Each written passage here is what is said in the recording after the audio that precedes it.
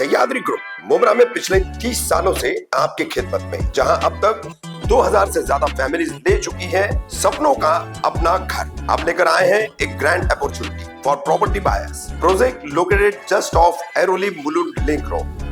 1 BHK सिर्फ 26.49 लाख से शुरू, 2 BHK सिर्फ 38.99 लाख से शुरू, सिर्फ 4.99 लाख देकर 1 BHK या 6.99 लाख में 2 BHK। हलाल पेमेंट प्लान भी अवेलेबल है। 23 story tower, garden, gym, kids play area, indoor games और टर्फ के साथ सिर्फ 7 मिनट स्टेशन से और 40 मिनट एयरपोर्ट से। सह्याद्री ग्रुप के साथ सपनों का अपना घर आज ही बुक कराएं।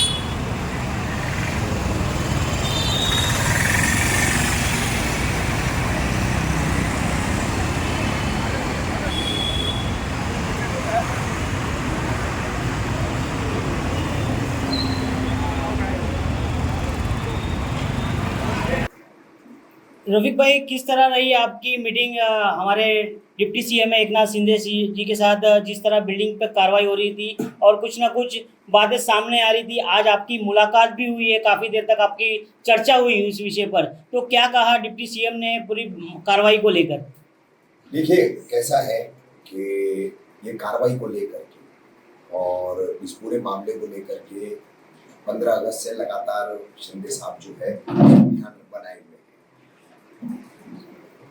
अब ये जो दोबारा 10 तारीख से कार्रवाई का दौर शुरू हुआ, तो जैसे कि आपको पता है 11 तारीख को भोलेनाथ नगर की कार्रवाई, इतना बड़ा प्रोटेस्ट, और उसी रात को फिर उप मुख्यमंत्री शिंदे साहब से हमारी मुलाकात और उन्होंने फिर जो है हमारी मदद की उस वक्त। तो आज भी हमारी काफ़ी सिलसिलेवार उनसे बातचीत हुई हाईकोर्ट की कार्रवाई को लेकर, सुप्रीम कोर्ट के मामले को लेकर। सुप्रीम कोर्ट का मामला भी काफ़ी दूर है, तो उस पर इतनी बात करके कोई मतलब नहीं है। लेकिन आज शिंदे साहब ने एक अहम जानकारी हम लोगों को दी कि अपने ठाणे म्यूनिसिपल कॉर्पोरेशन के क्लस्टर के जो इंचार्ज अधिकारी है, उसके चीफ ऑफिसर है संजय देशमुख साहब, उनको उन्होंने राज्य सरकार के जो अटॉर्नी जनरल है आशुतोष कुंभल को उनके पास भेजा। क्लस्टर क्या होता है ये संजय देशमुख साहब कुंभकोणी साहब को बताएंगे, उसकी सारी लीगैलिटीज, उसका सारा प्रोसेस, उसके सारे टेक्निकल प्रोसेस, ये सब कुछ जो है डिस्कस होगा और फिर एक एफिडेविट हाईकोर्ट में ही दिया जाएगा। अगर उस हाईकोर्ट में एफिडेविट देने पर उसमें अगर राहत नहीं मिलती है हाईकोर्ट की तरफ से, तो फिर सुप्रीम कोर्ट मूव किया जाएगा। ये बात आज शिंदे साहब ने बताई। अब इसमें एक अहम बात आपको बता दूं कि शिंदे साहब ने अपनी बात आज फिर दोहराई है कि जो ऑक्यूपाइड है वो कोई भी इमारत हो या स्ट्रक्चर हो, उसको हाथ नहीं लगाने दिया जाएगा। किसी भी परिवार को बाहर निकाल करके तोड़ने वाली कार्रवाई नहीं की जाएगी, न करने दी जाएगी। ये एक फिर से उन्होंने मजबूत आश्वासन आज हमको दिया है। और 2-3 टेक्निकल बातें थी जो मैं उनके सामने रखना चाह रहा था, तो वो बातें मैंने उनको बताई। अभी फिलहाल उन बातों को मैं ऑन कैमरा नहीं बोल सकता हूँ, कुछ उसके लीगल प्रोसेस के कारण है, वजह है उसकी, इसलिए बोल नहीं सकता हूँ। लेकिन वो बहुत आशादायक, उम्मीद अफजा वो पॉइंट्स हैं। और शिंदे साहब के सामने मैंने जब वो पॉइंट्स रखे तो उन्होंने कहा कि ये काम हमें फौरन करना चाहिए। तो उसके लिए उन्होंने कुछ कागजात जो उसके रिलेटेड है वो हमसे मंगाए हैं, तो हम कल वो उनको पहुँचा देंगे। उनके OSD जो है उनको हम वो कागजात पहुँचा देंगे और इंशाल्लाह उससे भी बड़ी राहत मिल सकती है। कौन कौन से दस्तावेज मंगाए एकनाथ शिंदे साहब ने? देखिए ऐसा है कि मैंने अभी कहा वो कुछ लीगल प्रोसेस है जो अभी मैं कैमरे पर नहीं बताना चाहता। सारे लोगों के भले का वो प्रोसेस है। और जैसे कि अब मैं देख रहा हूँ कि कुछ लोग हैं जो क्रेडिट के चक्कर में बहुत भाग रहे हैं यहाँ वहाँ, तो वो मुद्दे तो मुझसे ही सीख रहे हैं, आप उसको मेरे से ही ले रहे हैं और उसी पर वो अलग अलग तरह की चीजें कर रहे हैं। ठीक है, कीजिए आप, लेकिन सबके साथ में रहकर करने का जो मजा होता है ना, वो अकेले अलग थलग करने में कोई उसका मतलब नहीं होता। बहरहाल आप कीजिए, आपको मेरी शुभेच्छाएं हैं, शुभकामनाएं हैं, मेरी तरफ से गुड लक है। और जहाँ भी अगर उसमें सही काम होगा, जायज काम होगा, मेरी जरूरत होगी तो मैं वहाँ भी आऊँगा। जब जैसे आपने बताया कि लीगल प्रोसीजर किया जाएगा, उस दौरान काफ़ी टाइम लगेगा, उस दौरान जो है कार्रवाई रुकेगी या फिर कार्रवाई के लिए जो है मनपा पहुँचेगी? नहीं, देखिए कैसा है, मनपा भी हाईकोर्ट के आदेशों में बंधी हुई है। हाईकोर्ट के जो आदेश है उसके हिसाब से असल में देखिए मसला कैसा है, इसमें हमको अब जो तकलीफें होगी ना, वो हाईकोर्ट नहीं तकलीफ दे रहा है, उसके आदेश नहीं तकलीफ दे रहे। हमको तकलीफ कौन दे रहा है? Inquiry commission. उस इंक्वायरी कमीशन में जाने वाली शिकायतें, जो पहले 53 की लिस्ट, फिर 52 की लिस्ट, ये जो तमाम चीजें हैं, अब वो प्रोसेस चल रहा है और उसी के चलते ये तमाम तकलीफें आ रही है। बहरहाल आप सभी के माध्यम से मैं एक बात कह दूंगा, आप लोगों के चैनलों के जरिए, मेरे अपने चैनल के जरिए आज ये मैसेज मैं सब लोगों को दे रहा हूँ कि मदद हमको ऊपरी सतह से, हायर लेवल से अच्छी खासी मिल रही है। उसके बावजूद मैंने शिंदे साहब के सामने बात रखी कि साहब ठीक है, लेकिन हम आंदोलन नहीं रोकेंगे, हम आंदोलन जारी रखेंगे। जहां भी कार्रवाई आएगी, अगर इस तरीके से लोगों को बेघर किया जाएगा तो खड़े रह करके हम वहां पर जो है उस कार्रवाई का विरोध में प्रोटेस्ट करेंगे। तो साहब ने हमको आश्वासन दिया कि आपकी उस आंदोलन में, आपके उस प्रोटेस्ट में मेरा पूरा आपको साथ है, सपोर्ट है और मैं आपकी पीठ पर खड़ा हूं। आप जहां जरूरत पड़े आप आंदोलन अपना कीजिए, वो आपका हक है, अधिकार है। रफीक भाई, जिस तरह आपने आवाज़ तो उठाई है, आपने बात भी की है डिप्टी सीएम से, पर अभी भी कुछ बिल्डर है जो सुप्रीम कोर्ट जाने की तैयारी कर रहे हैं, तो आखिर उन लोगों को क्या ज़रूरत है सुप्रीम कोर्ट जाने की, जबकि डिप्टी सीएम ने खुद वादा किया है कि कुछ कार्रवाई नहीं होने देगी, तो क्यों ये कोर्ट को दरवाज़ा खटखटाया जा रहा है अभी?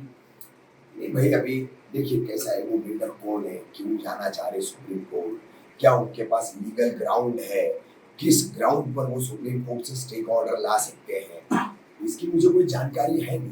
बहरहाल कोई जा रहे हैं तो जाएं, लेकिन मेरी एक सलाह है कि आप कानूनी उसमें जो है ना, सारे मामला की जांच पड़ताल करें, अच्छे से उसको जांचें परखें चीज़ों को और उसके बाद जाएं। क्योंकि अब तक सुप्रीम कोर्ट में जहाँ तक मुझे जानकारी है, लगभग 2 petition SLP, special leave petition, ये सुप्रीम कोर्ट में फाइल हुई थी। फर्स्ट AVK की कार्रवाई जब शुरू हुई 13 तारीख को, तो 15 तारीख को एक पिटीशन जो है फाइल हुई थी, जो पहली पिटीशन थी और सुप्रीम कोर्ट ने रिजेक्ट की थी। उसके बाद एक और हुई थी, वो भी रिजेक्ट हुई है। तो कहीं ना कहीं एक चीज जो है, सवाल उठता है कि कानून की व्याख्या में गरीब की जगह कहाँ है। लीगल डेफिनेशंस जो होते हैं, उन डेफिनेशंस में where is the poor man, where is the poor families, ये सवाल उठता है। तो कानून अगर गरीबों को न्याय न दे सके, अदालतें अगर गरीबों को न्याय न दे सके, तो फिर वो कानून की समीक्षा करना, उसका एनालाइज करना बहुत जरूरी हो जाता है, जिसके चलते गरीब को न्याय नहीं मिले। इसीलिए मैंने कहा कि कानून की व्याख्या गरीब के लिए नहीं है, कानून की व्याख्या में गरीब कहाँ है, ये मेरा अहम मुद्दा है। और जिस तरह क्लस्टर की बातें हो रही है, क्लस्टर को कितना वक्त जाएगा इसको प्रोसीजर में लाने के लिए, तो लोगों में तो भय तो बना हुआ अपने घरों को लेकर, तो क्लस्टर की जो बातें हुई है आज आपसे, और कुछ पर्सनल भी आपको कुछ बुला के कुछ बातें हुई है, कुछ मिनटों की कुछ पर्सनल आपकी बातें हुई है? मुझे साहब अपने एंटी चेम्बर में ले गए थे, वहाँ पर उनकी मेरी कुछ बातें हुई है अब वो बातें जो है ना, वो साहब की और मेरे बीच की है, तो उस पर मैं यहाँ पर कुछ बोलना ठीक नहीं समझूंगा। क्लस्टर का मामला, तो क्लस्टर के लिए ही साहब ने संजय देशमुख साहब को, जो चीफ ऑफिसर है क्लस्टर डेवलपमेंट के उस विभाग के, तो उनको आज उन्होंने अटॉर्नी जनरल के पास भेजा। उन दोनों की मीटिंग हुई है, उन्होंने उसके क्लस्टर डेवलपमेंट में इस पूरे इलाके को कैसे शामिल किया जाएगा, किस तरीके से क्लस्टर डेवलपमेंट किया जाता है, उसके नॉर्म्स क्या है, उसके नियम क्या है, उसकी कसौटी में खरा उतरने के लिए क्या जरूरी है, ये तमाम चीजें जो है अपनी जगह है। लेकिन उप मुख्यमंत्री एकनाथ शिंदे साहब के कहने के मुताबिक सरकार बड़ा फैसला लेगी और हाईकोर्ट में जो है शिंदे साहब का ही मंत्रालय है अर्बन डेवलपमेंट मिनिस्ट्री, तो वहां से उनके कहने के मुताबिक उप मुख्यमंत्री साहब इस मामले को समझ लेंगे क्लस्टर को, तो उसके बाद वो हाईकोर्ट में एफिडेविट पेश करेंगे। तो उस एफिडेविट को अगर हाईकोर्ट एक्सेप्ट कर लेता है लीगल पॉइंट पे, लॉ पॉइंट पर, और वक्त और हालात की जरूरत, गरीबों की जरूरत को देख करके, तो मान लीजिए कि सुप्रीम कोर्ट जाने की जरूरत नहीं आएगी, नौबत नहीं आएगी। तो इस मामले में अब शिंदे साहब जो है वो पूरी तरह से सक्रिय है। देखिए, अवैध निर्माण का कोई भी सपोर्ट नहीं कर सकता, कोई भी उसका समर्थन नहीं कर सकता। आज हमने लड़ाई भी जो लड़ी, तो वो सिर्फ गरीबों के लिए लड़ी, गरीबों के छत बचाने के लिए लड़ी। ये तमाम जितने भी लोग हैं, ये भी साथी हमारे के लिए जो वहाँ पर उप मुख्यमंत्री शिंदे साहब के बदले पर मौजूद थे। तो क्लस्टर का जो मामला है वो हाई कोर्ट में एफिडेविट आप जाने दें, जल्द से जल्द मैं इंशाल्लाह उप मुख्यमंत्री साहब के पास जो है फॉलो उसका करता रहूँगा और जल्द से जल्द वो हाई कोर्ट में पहुंचाने की कोशिश करूँगा, क्योंकि अभी हमको डेट भी नहीं पता चली कि 8 सितंबर के बाद हमारे मैटर की डेट क्या पड़ी है। तो वो डेट देख करके ही उसका सारा प्लानिंग करना पड़ेगा, या फिर रेसिपी में जाना होगा, मेंशनिंग में जाना होगा, या फिर किसी तरह से उस मैटर को जो है एफिडेविट जो देने वाले हैं क्लस्टर को लेकर के, उसको लेकर के कितने जल्दी अपन ला सकते हैं वो देखना पड़ेगा। वो इसमें थोड़ा सा टाइम तो लगेगा, और ये टाइम जो है वो हफ्ते 15 दिन का भी हो सकता है, 8-10 दिन का भी हो सकता है। तो उस दौरान अगर कार्रवाई आती है ऑक्यूपाई को तोड़ने के लिए, परिवारों को बेघर करने के लिए, काले गोदाम वालों को भी बेरोजगार करने के लिए, मैं फिर रिपीट करता हूँ, काले गोदाम इनको अगर बेरोजगार कर ले, क्योंकि वो भी पुराने 15-15 साल, 20-20 साल, 12 साल, 10 साल, 7-8 साल, इतने पुराने गोदाम हैं, सबको टैक्सेस लग चुके हैं, बिजली के मीटर मिल चुके हैं, पानी के कनेक्शन मिले हुए हैं, बिल्डिंगों और फ्लैटों के अलावा इन गोदामों भी। तो जब आपने टैक्स लगा दिया, जब आपने पानी का कनेक्शन दे दिया, तो आपने कैसे उससे टैक्स ले लिया, पानी का कनेक्शन उसको दे दिया, उसका बिल ले लिया, आप लोगों की जिम्मेदारी भी आयद होती है मनपा प्रशासन की। तो इसमें जो है अब ये बचे हुए दिन है हमारे पास, 10 दिन आगे का पकड़ के चलिए, कम से कम ज्यादा से ज्यादा 2 हफ्ता। तो ये 2 हफ्ते के लिए बिल्कुल सभी हमारे घर बचाओ आंदोलन के जितने ग्रुप्स हैं, वादी फारा हमारा एक ग्रुप है, सहारा कंपाउंड वालों का, खान कंपाउंड टेनेंट एसोसिएशन एक ग्रुप था, उसको शील खान कंपाउंड टेनेंट एसोसिएशन किया गया है। तो ऐसे सारे ग्रुप में सभी लोगों को अलर्ट रहना है। आपको मैसेज आएगा, मैसेज आने के बाद आपको फौरन लोकेशन पर पहुंचना है। रफीक भाई, कल से आपको मैं अभी एक बात और बता दूं, कल से जो नेशनल मीडिया पर आपके नाम की और मुसलमानों के नाम की जो बदनामी की जा रही है, तो ऐसे नेशनल मीडिया के बारे में आपने कोई शिंदे साहब से बात की कि जो लोगों को बदनाम करने का, खास करके मुमरा को टारगेट बनाकर जो बुरके बस बुलडोजर की जंग बताया जा रही है, तो उन लोगों के बारे में कुछ आपकी चर्चा हुई है सर? नहीं हो भाई, उतना वक्त नहीं था क्या ये सारी बातें करने के लिए, और वक्त दरकार था, लेकिन साहब को भी कहीं निकलना था और उनकी तबीयत भी जो है बहुत ज़्यादा ठीक नहीं हुई थी, बहुत सफ़र करके वो लौटे हुए थे, तो ये सब बातें करने का वक्त नहीं मिल पाया। और इन सब का हमको टेंशन नहीं लेना है, क्योंकि आप लोगों ने खुद ने बताया कि ये कौन से चैनल्स हैं, इनकी छाप क्या है, कोई छी है, कोई थू है, तो ऐसे छी और थू को जो है हम क्यों इतना सीरियसली लें? लोगों को तो पता है, हमारे साथ में खड़े रहने वाले हिंदू भाइयों को तो पता है, हमारी हिंदू माँ बहनों को तो पता है, क्योंकि वहां पर उनके भी मकानात इस कार्रवाई के जद में हैं। तो उनको नैरेटिव सेट करना है बुर्का वर्सेस बुलडोजर या टूट पड़ी गैंग, ये वो जो भी है तो वो करेंगे। और मैं तो देखिए भोलेनाथ नगर में वो इंडिया टीवी वालों ने मेरा इंटरव्यू लिया था, मैंने कहा था आपके रजत शर्मा नहीं दिखाएंगे, नहीं दिखाया उन्होंने। उसी तरह से कल मैंने छी न्यूज वाले को बोला कि भाई तुम्हारा भी चैनल हमको दिखाएगा नहीं, हमारी बात लोगों तक पहुंचाएगा नहीं, उसने भी नहीं दिखाया। ठीक है, वो टाइम्स नाउ वाले थे कोई, वो उनको भी हमने कहा, वो तो स्टडी ही नहीं करके आए थे, हाईकोर्ट का ऑर्डर है, हाईकोर्ट का ऑर्डर है, हाईकोर्ट का ऑर्डर है।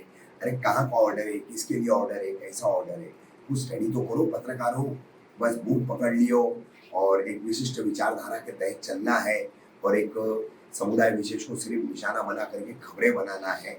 उनको तो इसका नाम झंडा, पत्रकारिता नहीं है। झंडे का और देश का कलर ही नहीं पता है। झंडे, इस्लामिक झंडे को पाकिस्तानी झंडा बता के ऐसा वायरल कर रहे थे, वो बातें कर रहे थे ऐसी। हाँ, लेकिन असल में वही जवाब तो कल उनको जो है वो थप्पड़ गणेश मुंडे ने लगाया, हमारे एक हिंदू भाई ने लगाया कि इनको पाकिस्तानी झंडा और इस्लामिक झंडे का फर्क नहीं मालूम है। तो ये नेशनल न्यूज वाले कैसे कहलाते खुद को, कैसे ये नेशनल न्यूज चैनल जो अपने आप को बोलते हैं।